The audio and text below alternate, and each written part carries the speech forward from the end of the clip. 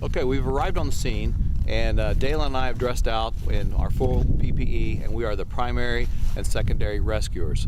We've received report from our primary and secondary backup about our victim, the condition of the ice, and we've developed a rescue plan based on that information. We're going to use a rescue sled or a rescue RIT craft as a deployment measure. Dalen is going to make sure that he gets tied off to shore using either our X harness or using the integrated harness into his back, and he's going to demonstrate going out on the ice, sounding the floor, sweeping the snow off of it, checking for cracks, fissures, weakness in the ice, and he's going to start out standing, shuffling his feet, never taking any steps. Then he's going to drop down to a 3-point stance where he'll be able to get in a good athletic position, sounding the ice as he makes his way out there. Eventually he'll end up in a full prone position and end up using the ice awls, digging his way and making his way to the victim. Some variables about the 10-line application is when we start to become inflatable based. So once we get that craft launched, at least for me, John, I would say that we're pretty strong advocates of saying if the craft itself is tethered off to shore and tended, particularly in a lot of the environments we're talking about it with, as long as you're in the craft, you don't necessarily have to have a secondary or redundant 10 line on your rescuers as well.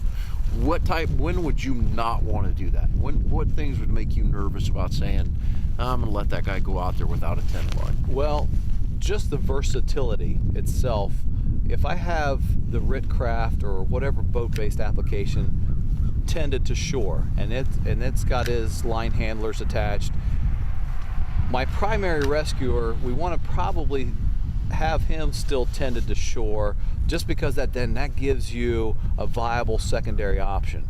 You know, remember how we talked about having a backup plan? Our primary plan is the boat, okay? And we're going out there. So the secondary rescuer could be close to the boat. He doesn't have to be tendered, because all of a sudden you're stretching out 3-4 lines out there that can be very problematic and can cause a very dangerous situation. The secondary rescuer can stay with the boat, unattached to shore, but stay with the craft. The primary rescuer could have that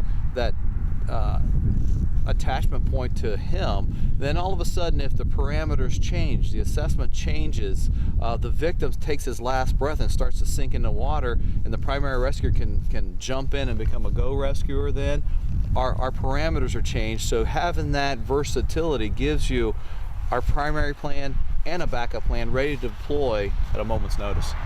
So we want to encourage you guys to be versatile, to understand when, why, and how you can deviate from those applications and to try and be safe. But put things in a big picture of what manpower can and can't accommodate, and understand how those 10 lines are going to get divvied up. And don't hand one guy on shore 4 different 10 lines to manage. Make sure that you've got your manpower there to support your operation. Absolutely.